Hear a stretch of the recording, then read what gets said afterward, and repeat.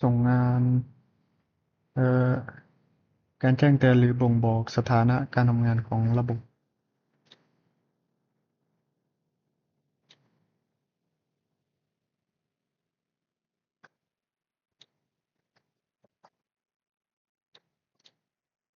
ไปกันที่นะครับอะลามมันจะเป็นอย่างนี้มาเร็ว0%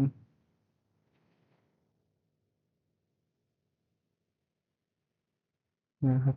ประมาณ60ไม่ได้ถึงมีเดียม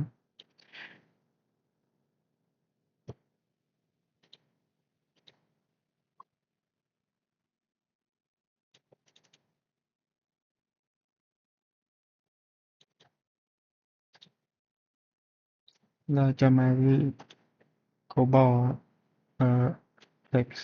เนี่ยครับสร้างอะลามกด insert อะลามขึ้นมาแล้วก็ไปนี่ครับอะลาม event กำหนดขึ้นมา